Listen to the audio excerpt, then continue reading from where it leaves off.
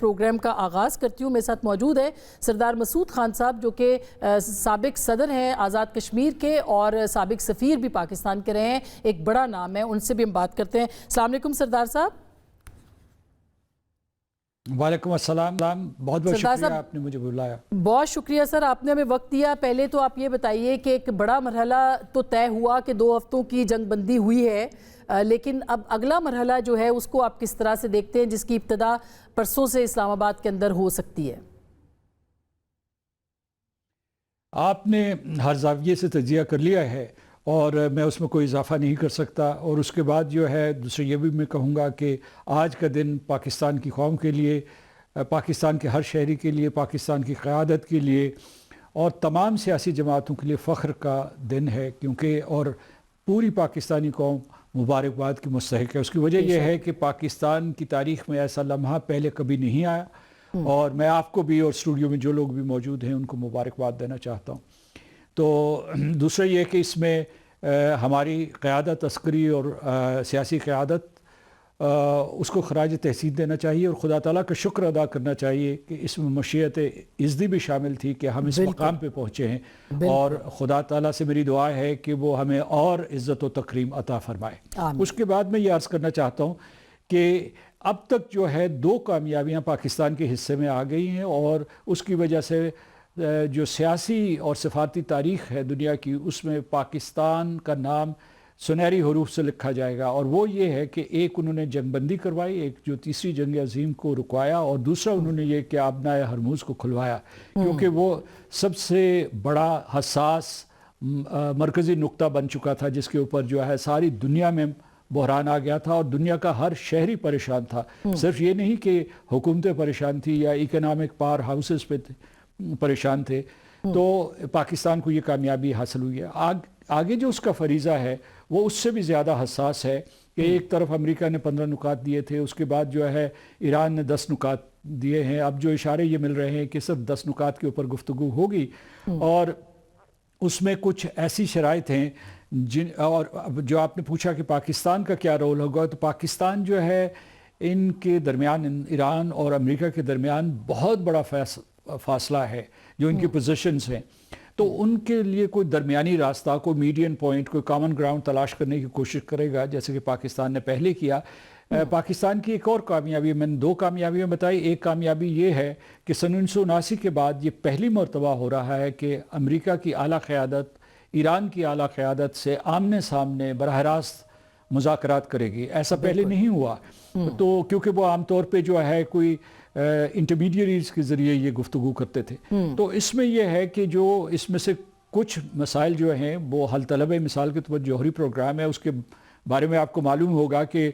جب فروری میں امریکہ اور ایران کے مذاکرات ہو رہے تھے تو اس وقت عمان کے وزیر خارجہ کے ذریعے ایک مسودہ پیش کیا جا چکا تھا جس میں ایران بہت سی شرائط مان گیا تھا, بلکہ یہ مسودہ 2015 کے joint comprehensive plan of action جسے صدر ٹرمپ نے اپنی پہلی ایڈمنسٹریشن میں مسترد کر دیا تھا, اس سے بہتر تھا. تو یہ اسے کہہ سکتے ہیں کہ اس میں بھی ہمیں فتح نصیب ہوئی. کچھ دوسرے الجھے ہوئے مسائل ہیں کہ مثال کے طور پر جو ہے کہ ایران نے یہ کہا ہے کہ مستقل جنگ بندی ہونی چاہیے اور تمام تنازعات ختم کرنے چاہیے, اور جب سیز فائر ہوگی تو وہ پورے خطے کے لیے ہوگی, جیسا کہ آپ کہہ رہی تھی کہ اس میں لبنان بھی شامل ہے, اس میں عراق بھی شامل ہے, اس میں یمن بھی شامل ہے, یہ سارے کا سارا. اور جو ایران کے لیے سب سے مشکل یہ ہوگا کہ وہ یہ مطالبہ ماننے کے لیے تیار نہیں ہوگا کہ اس کے جو علاقائی حلیف ہیں ان کو مکمل طور پر ختم کر دیا جائے یا وہ ان سے قطع تعلق کر لے. اب جو ہے جو اس وقت حساس ترین مسئلہ تھا وہ تھا آبنائے ہرموز کا, اور آبنائے ہرموز کے بارے میں ایران نے یہ دعویٰ کیا ہے کہ اس کی ساورن حکمرانی ہے اس کے اوپر, یہ ساورن ٹیریٹری کا حصہ ہے. اس کے سامنے جو ہے اس کی جو اس کی ٹیریٹری ہے اس کے سامنے جو ہے عمان ہے, اس کا مسندم پیننسولا وہاں موجود ہے. تو ان دونوں کا استحقاق تو بنتا ہے according to the convention on the law of the sea, اور اس کے نظائر بھی موجود ہیں, پریسیڈنٹس موجود ہیں کہ کس طریقے سے پیناما کو کنٹرول کیا جاتا ہے, اس کی گورننس کیا ہے اور سوئز کی کیا ہے. تو یہ وہ معاملات ہیں جو اگر کیا یہ وہی پوائنٹ ہے جس کی طرف اشارہ کیا ہے پریزیڈنٹ ٹرمپ نے, فریم ورک ہم مل کر تیار کریں گے ایران کے ساتھ, یعنی وہ یہ چاہیں گے کہ عمان کو اس میں شامل کر لیا جائے اور ایران اور عمان جو ہیں وہ مل کے کریں، اور ظاہر ہے کہ کچھ اس کے جو رقوم ہے ٹیکس کی، اس کا شیئر ان کو بھی دیا جائے، امریکہ کو بھی. کیا اس کو اس طرح سے لیا جائے گا؟ ابھی میں آپ کو بتا رہا ہوں کہ پچھلے 3-4 دنوں سے جو ایران اور عمان کے دفاتر خارجہ ایک دوسرے کے ساتھ رابطے میں تھے، اور وہ یہ سارے کے سارے تکنیکی امور کا جائزہ لے رہے تھے، تکنیکی اور مالیاتی امور کا جائزہ لے رہے تھے. تو ایک فارمولہ بن رہا ہے، اور جو ایران کے مطالبے ہیں اس میں ایک مطالبہ یہ بھی ہے کہ آبنائے ہرموز کے اوپر ایک پروٹوکول بنایا جائے. پروٹوکول کا مطلب ہوگا کہ ایک معاہدہ، ایک کسی قسم کا کوئی اگریمنٹ جس کے تمام ممالک پابند ہوں. ابھی سوال یہ اٹھتا ہے کہ یہ معاہدہ کیا صرف عمان اور ایران اور امریکہ کے درمیان ہوگا، یا جو باقی خلیج فارس میں لٹرل سٹیٹس ہیں، مثال کے طور پر سعودی عرب ہے، کویت ہے، امارات ہیں، اس کے بحرین ہے، قطر ہے، کیا وہ بھی اس میں شامل ہوں گی؟ کیونکہ دیکھنا پڑے گا کہ اس کے بارے میں جو باقی ایسے جو واٹر ویز ہوتی ہیں یا جو واٹر چینلز ہیں، یا اس کے علاوہ جو اس قسم کے جو خلیج ہیں، اس میں باقی ریاستوں کے کیا حقوق بنتے ہیں. تاہم امریکہ کے بارے میں صدر ٹرمپ نے، اگر آپ کو یاد ہوگا کہ ایک دفعہ جب ان سے یہ سوال پوچھا گیا تھا تو انہوں نے کہا کہ انہوں نے کہا کہ میرا حکم چلے گا اس کے اوپر، یعنی مطلب وہ کہتے ہیں کہ میں چلاؤں گا آبنائے ہرموز کو. تو خیر یہ ان کا انداز ہے گفتگو کا، لیکن یہ ہے کہ امریکہ کتنا ایک حصہ دار بنے گا، اس میں دیکھنا پڑے گا کہ کیا نظائر موجود ہیں، کیا قانونی نظائر موجود ہیں جس کی روشنی میں ایسا فیصلہ. مگر آپ کو لگتا ہے کہ ایران اس معاملے پر ایک قدم پیچھے ہٹا ہے، یعنی اس فریم ورک کے اوپر بات کرنے کے لیے بھی تیار ہے؟ آبنائے ہرمز کو بہرحال انہوں نے کھول دیا ہے، تو فلیکسیبلٹی یہاں سے آئی ہے. کیا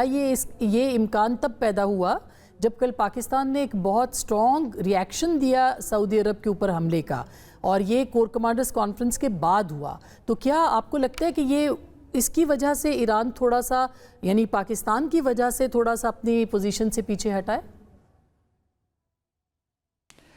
جو آبنائے ہرموز کا کھلنا ہے اس کا صحرا پاکستان کے سر پہ ہے، پاکستان کی سیاسی اور عسکری قیادت کے اوپر ہے، تو اس میں تو کوئی شک نہیں. لیکن میں یہ سمجھتا ہوں کہ پاکستان مسلسل محنت کر رہا تھا تہران کے ساتھ. پاکستان کو یہ پتا تھا کہ اس پورے معاملے کی کنجی، اس مسئلے کی کنجی جو ہے آبنائے ہرموز میں ہے، کیونکہ امریکہ بھی جو ہے وہ باقی اہداف کو بھول گیا تھا، صرف اس کی توجہ آبنائے ہرموز کے اوپر مرکوز ہو گئی تھی، کیونکہ اس کی وجہ سے پوری دنیا کی معیشت میں بھونچال آ گیا تھا. عالمی منڈیاں جو ہے وہ ایک تلاطم کا شکار تھی، تو اس کو روکنے کے لیے ضروری تھا. جو پاکستان کی محنت رنگ لائی ہے، یہ کوئی مذاکرات ہو ہی نہیں سکتے تھے اگر آبنائے ہرموز کے سلسلے میں امریکہ کو فیس سیونگ نہ دی جاتی، یعنی مذاکرات کے آغاز کے لیے یا عارضی جنگ بندی کے لیے. اور آپ نے دیکھا ہوگا کہ صدر ٹرمپ کی جو آخری پریس کانفرنسز تھی اس میں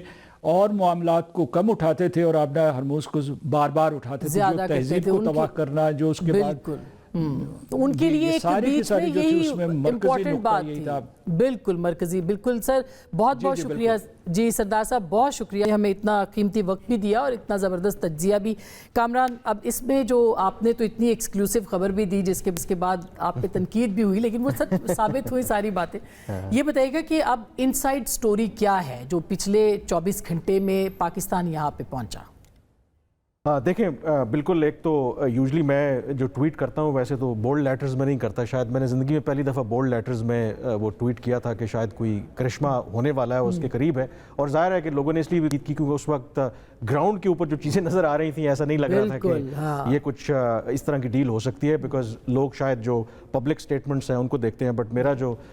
ڈپلومیسی اور یہ ساری چیزیں کور کرنے کا تجربہ ہے تو یوزلی میں کوشش کرتا ہوں کہ جو کیمرے کے پیچھے ہے اس کو دیکھوں، تو اس سے شاید مجھے کوئی انڈیکیشن تھی کہ کیونکہ سٹیکس بہت ہائی تھے تو یہ کچھ ہو سکتا ہے. پچھلے 24 گھنٹوں میں آئی تھنک کئی ایسے مواقع ضرور آئے کہ ایک ٹائم کے اوپر جو پاکستانی جو بھی لوگ اس میں انوالو تھے شاید ڈس اپوائنٹ بھی ہوئے کہ شاید ان کو لگا کہ بات ہاتھ سے نکل گئی ہے. اور پھر میرے خیال میں جو آپ نے تھوڑا ہنٹ بھی دیا کہ جب ایک موقع کے اوپر لگا یہ تھا کہ امریکہ کی طرف سے تو ایک ولنگنیس تھی، کیونکہ امریکی صدر ٹرمپ اسرائیل کے کہنے کے اوپر ایک ایسی جنگ میں پھنس گئے تھے، نکلنا ان سے مشکل ہو رہا تھا، ان کو ایک آف ریمپ چاہیے تھا، اس کے لیے تو وہ تیار تھے. جو ایک ہرڈل آ رہی تھی وہ شاید ایران کی طرف سے آ رہی تھی، کیونکہ ایران ریلکٹنٹ تھا. ان کا خیال ہے کہ 6 ہفتوں تک انہوں نے امریکہ اور اسرائیل کو ریزسٹ کیا ہے تو وہ آگے بھی ریزسٹ کر سکتے ہیں اور وہ پوزیشن آف اسٹرینتھ پہ ہیں. لیکن جو پاکستان کا یہ کہنا تھا کہ ٹھیک ہے آپ نے بے شک ریزسٹ کیا ہے لیکن یہ ضروری نہیں ہے کہ اگر یہ جنگ جاری رہے گی تو یہ اسی طریقے سے آپ کو ایڈوانٹیج ملے گا. اس میں جو کرٹیکل پوائنٹ تھا وہ جو آپ نے ذکر کیا کہ ایران نے جو سعودی عرب کے اوپر جو پیٹرو کیمیکل ان کی فیکٹریز ہیں اور جو صنعتی زون ہے اس کے اوپر جب حملہ کیا تو وہ میرے خیال میں بہت بڑا ایک ٹپنگ پوائنٹ تھا. پھر اگر آپ دیکھیں بڑا کوآرڈینیٹڈ فارن آفس کی طرف سے اسٹیٹمنٹ آتا ہے, کنڈمنیشن, کور کمانڈرز کی کانفرنس ہوتی ہے, اس کے بعد اسٹیٹمنٹ آتا ہے, پرائم منسٹر سعودی کراؤن پرنس محمد بن سلمان سے بات کرتے ہیں. اور جو میری معلومات ہیں کہ آئی تھنک اس وقت ایران کو بڑا واضح طور پر پیغام دیا گیا کہ دیکھیں ہم نے اس ساری صورتحال کے اندر, مشکل صورتحال کے اندر آپ کا ساتھ دیا ہے. بہت سی ایسی میٹنگز ہوئی ہیں جس کا میں پریوی ہوں کہ جس میں گلف کنٹریز کی طرف سے پاکستان کے اوپر بہت زیادہ دباؤ تھا کہ آپ ایران کو اس طریقے سے سپورٹ مت کریں, آپ بالکل کلیئرلی ہمارے ساتھ آ کے کھڑے ہوں. لیکن پاکستان نے کہا کہ نہیں, ہم پرنسپلز کے اوپر کھڑے ہوں گے. بالکل ایران اگر آپ کے اوپر حملہ کر رہا ہے اس کی مذمت ہم کرتے ہیں, لیکن جو ایران کے ساتھ ہو رہا ہے ہم اس کی بھی مذمت کرتے ہیں. ہم جو root cause of the problem ہے اس کو نہیں بھول سکتے. تو پاکستان نے ایران کو یہی سمجھایا کہ اگر یہ جو ونڈو ہے ڈپلومیٹک یہ اگر کلوز ہو گئی تو پھر آپ کے لیے ڈیزاسٹر ہوگا. اور کیونکہ ہمارا ایک سعودی عرب کے ساتھ ڈیفنس پیکٹ ہے اور اگر سعودی عرب نے فیصلہ کر لیا کہ وہ اب ریٹیلیٹ کریں گے تو پھر آپ ہماری مجبوری سمجھیں. تو مجھے لگتا ہے کہ اس پاکستان کے ایک میسج نے ایونچولی شاید جو سینر وہاں پر وائسز تھے انہوں نے کہا کہ یس آئی تھنک اس اپرچونٹی کو ہمیں ضائع نہیں کرنا چاہیے. اور اس کے بعد پھر ریسٹ از ہسٹری. بالکل بالکل, اس میں تو کوئی شک نہیں ہے. عباس عراقچی صاحب نے پھر اس کے پاسداران انقلاب کو جو ہے پھر وہ ایک رستہ جو ہے وہ فراہم کیا. بہرحال کامران آپ کی رپورٹنگ تو زبردست رہی ہے اور اتنی کریٹیکل ہوتا ہے جو جرنلسٹ ہوتا ہے کہ اگر کوئی خبر دے اس کے بعد اگر وہ غلط ثابت ہو جائے تو پھر تو زیادہ تنقید ہوتی ہے. مگر بیرسٹر صاحب اب آپ کی آج کیبنٹ تھی, ہم نے دیکھا بڑی آپ لوگوں نے تالیاں بھی بجائی, آف کورس آج کا دن ایسا ہے بھی, لیکن کیا پرائم منسٹر کے کیا احساسات تھے, کیا ان کے کیا وہ چاہ رہے ہیں آگے, وے فارورڈ کیا ہے؟ آف کورس بہت ساری چیزیں آپ نہیں بتا سکتے لیکن کچھ تو بتا سکتے ہیں آپ. بسم اللہ الرحمن الرحیم. بہت بہت شکریہ آسمان. آج جب کابینہ کا اجلاس شروع ہوا, بلکہ شروع ہونے سے پہلے جب وزیر اعظم پاکستان شہباز شریف صاحب جب اس کمرے میں داخل ہوئے تو تمام کابینہ کے اراکین کھڑے ہو کے تالیوں سے پورا ہال وہ کمرہ گونج اٹھا اور وزیر اعظم کا اس طرح استقبال کیا کہ نہ صرف وزیر اعظم کا بلکہ فیلڈ مارشل کا اور ڈیپٹی پرائم منسٹر جو اسحاق ڈار صاحب نے بڑا کام کیا. بالکل, اور ان تینوں کی ہی جو ایک ریکگنیشن ہے اس تمام تر معاملے کے اوپر, اور یہ ٹیم ورک تھا اور ان کے ساتھ جو پوری ٹیمز اٹیچ تھیں ان سب کو مطلب اپریشیٹ کرنا, کابینہ کو اپریشیٹ کرنا, اور وہ ایک بڑی پریزیڈنٹ آف پاکستان بھی اور اس کے ساتھ ساتھ اتحادی جماعتیں, کیونکہ سب کا ایک بڑا مثبت رول رہا, سب کا ایک بڑا کنسٹرکٹیو رول رہا. ظاہر ایک سینرجی نہ ہو تو آپ نہیں چل سکتے. ایبسولوٹلی. اور اس میں وزیر اعظم نے کئی باتیں کی, لیکن جو چند چیدہ چیزیں ہیں شاید آپ کے ساتھ یہ پتہ نہیں مناسب ہے شیئر کرنا کہ نہیں, لیکن میں ضرور کروں گا. ایک وقت پہ ایک ایسی مومنٹ آئی جس پہ مطلب پاکستان کے بارے میں تو وزیر اعظم نے کہا کہ میں نے اپنی پوری زندگی میں ہسٹری میں ایسی کوئی مومنٹ نہیں دیکھی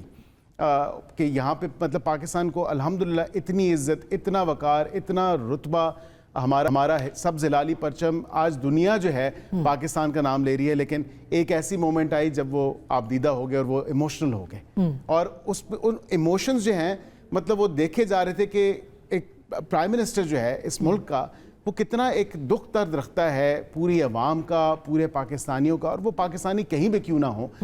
جس طرح ایک ایموشنل جھلک وہاں پہ دیکھی اور وہ کچھ چند لمحات کے لیے وہ خاموش ہو گئے.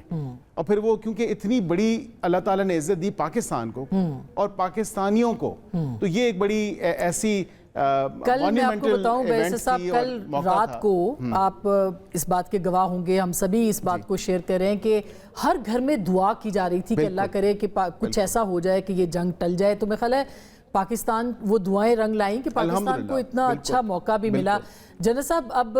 آپ کی طرف آؤں گی. ایک طرف ظاہر ہے پرائم منسٹر کا کار ہے, نائب وزیر اعظم اسحاق ڈار صاحب کا, پھر فیلڈ مارشل کا. اب سے تھوڑی دیر پہلے بھی عباس عراقچی صاحب کے ساتھ ان کی گفتگو ہوئی ہے فیلڈ مارشل کی. ہم یہ سن رہے تھے کہ ایک نئی ٹرم اب جو ہے وہ انٹروڈیوس ہوئی ہے, اس کو ملٹری ڈپلومیسی کہتے ہیں. تو فیلڈ مارشل کا جو رول ہے وہ کتنا اہم ہے فرام دا ڈے ون، پہلے دن سے، کہ پریزیڈنٹ ٹرمپ سے ڈائریکٹلی بات کرنا ہو یا جے ڈی وینس کو جو ہے وہ آن بورڈ رکھنا ہو، وٹکاف صاحب سے بات کرنی ہو، تو اس بارے میں آپ کیا کہیں گے اس ملٹری ڈپلومیسی کے بارے میں؟ جی تھینک یو ویری مچ اسما شیرازی صاحبہ فار ہیونگ می، اور آپ کے تمام پارٹیسپینٹس کو بہت سلام۔ الحمدللہ Pakistan historic diplomatic breakthrough جی، اور آپ نے جو ملٹری ڈپلومیسی کی بات کی ہے آج الحمدللہ، دیکھیں فیلڈ مارشل عاصم کو یہ ایڈوانٹیج حاصل رہا کہ ان کا جو پرسنل کنیکشنز یا کمیونیکیشن اسپیشلی جو وائٹ ہاؤس کے ساتھ اسٹیبلش ہوا پریزیڈنٹ ٹرمپ کے ساتھ، اس کا انہوں نے پورا ڈپلومیٹک ملٹری ڈپلومیٹک ایڈوانٹیج لیا ٹو کریٹ این انوائرمنٹ، اور جو بھی ایسکلیشن ہوتی ہے اس کے اندر، اس کی اسٹریٹجی کے اندر ایک آف ریمپ کے لیے ایک ایگزٹ کارڈ ہر ملک ہر وارنگ فیکشن رکھتی ضرور ہے۔ اور آج میں دیکھتا ہوں کہ دیٹ واز وہ جو ٹرمپ کارڈ کہہ لیں یا ایگزٹ کارڈ کہہ لیں اس ایسکلیشن کا، جس نے آف ریمپ دونوں کو دیا ہے، وہ فوکس رہا پاکستان کے ارد گرد، اور فیلڈ مارشل عاصم کا اس پہ بڑا کلیدی کردار رہا۔ انہوں نے پوری ایڈوانٹیج لی اس کمیونیکیشن کی جو اسٹیبلش ہوئی تھی with the White House, with the Witkoff اور انڈیویجولز کے ساتھ، جے ڈی وینس کے ساتھ ایون ایرانین سائڈ پہ۔ پھر ان کی جو ایک دیکھیں نا، ان کی جو کریڈیبلٹی اسٹیبلش ہوئی ہے، that has been establish through the national performance مارکہ حق کے بعد، کہ یہ جو کہتا ہے وہ کرتا ہے۔ اگر آپ تھوڑا سا اور پیچھے چلے جائیں تو آپ کو یاد ہو کہ ایک اوورسیز سے فیلڈ مارشل صاحب نے خطاب کیا تھا پاکستانیوں، اوورسیز سے پاکستان کے اندر، اس میں انہوں نے بڑا کلیئر لائنز آف ایکشنز دی تھی اگینسٹ انڈیا، افغانستان کے طالبان کے بارے میں اور پاکستان کے بارے میں، جب ہارڈ اسٹیٹ کی ہم ڈسکشنز کیا کرتے ہیں۔ تو فرام دیٹ ڈے آنورڈ ان کے جو بھی دل میں ہے وہی ان کی زبان پہ ہے اور وہی ان کے ایکشنز میں ہے۔ So he established a credibility of himself کہ یار یہ جو کہتا ہے وہ کر دیتا ہے۔ پھر مارکہ حق نے، نیشنل پرفارمنس نے، پاکستان نے جب پرفارم کیا تو وہ جو ڈیفائنس آئی ہماری، جو ہماری کیپبلٹیز پوٹینشیل سامنے، اس نے اور اس کو طاقت بخشی۔ کل ابھی جو ریسنٹ 48 آورز تھے اس کے اندر مقابلہ تھا، ایک ریس تھی between diplomacy and military application, اور ملٹری اپلیکیشن بہت لیڈ میں تھی، اور وہ یہی رہا تھا کہ یہ ملٹری اپلیکیشن ہو جائے گی۔ جس طریقے سے پریزیڈنٹ ٹرمپ غصے میں تھے، ان کی وہ ٹویٹس ہمیں اس کو ریپیٹ نہیں کرنا چاہیے، انیکسپٹیبل ٹویٹس جو تھی وہ بھی ہوئی، لینگویج ہر چیز، تو کیاٹک ایک امریکہ نظر آ رہا تھا، اور بفرا ہوا غصے والا پریزیڈنٹ نظر آتا ہے کہ وہ ملٹری اپلیکیشن اب کرے اور غصے سے کرے گا، وہ اس چیز سے دور ہو گیا کہ کیا اس کے نتائج نکلتے ہیں۔ اور وہاں سے پھر جس طریقے سے پاکستان کی ڈپلومیسی آگے بڑھی ہے، اور field marshal privy to it, جو 48 گھنٹے انہوں نے جتنی کالز کی ہوں گی شاید ہی زندگی میں اتنی کال کی ہوں گی، اور وہ آہستہ آہستہ and he was telling them the incentives بھی بتا رہے تھے اور اس کی کاسٹ بھی بتا رہے تھے، اور یہ وہی کاسٹ تھی امریکہ کے لیے جو لنچ پہ field marshal already president Trump کو بتا رہے تھے کہ اگر آپ ایران میں انوالو ہو گئے اسرائیل کے کہنے پہ تو یہ ریپرکشنز ہوئے۔ 100% ویسے ہی انفولڈ ہوئی چیزیں، یہ تو امریکہ کے لیے تھا، اور ابھی بڑا اچھا کام رہا، اور یہ بھی بڑی بات ہے کہ ایران کے جو جی یہ بڑا کہ ٹرسٹ کر لیا پریزیڈنٹ ٹرمپ نے، اور ٹرسٹ میرا خیال ہے وہ فیوریٹ فیلڈ مارشل اور فیوریٹ پرائم منسٹر کو ہی انہوں نے ٹرسٹ کیا ہے، which is I mean amazing۔ یہ تو آج آپ quickly if I may say، آج آپ نے جو ڈپلومیٹک وہ سینٹر ہے نا جی، جو کیپٹل ہے، وہ آپ پورے ویسٹ سے اٹھا کر، پوری دنیا سے اٹھا کر، اسلام آباد is the today the diplomatic center capital of the world۔ Very true. Sir میں ایک بریک لے لوں، بریک کے بعد ابھی بالکل میں ایک بریک لے لوں سر، بریک کے بعد ابھی بھی کچھ سازشیں ہو رہی ہیں، پرائم منسٹر کو یہ ٹویٹ کرنا پڑا ہے، اور وہ سازشیں اس سے پہلے بھی ہوتی رہی ہیں، اور وہ کون کرتا رہا ہے، اور اب کیا سازش اور ہو سکتی ہے مسلم امہ کے خلاف، اس کے اوپر بھی ہم بات کریں گے۔ کامران سے بھی، بیرسٹر صاحب سے بھی، جنرل صاحب سے بریک کے بعد ملتے ہیں۔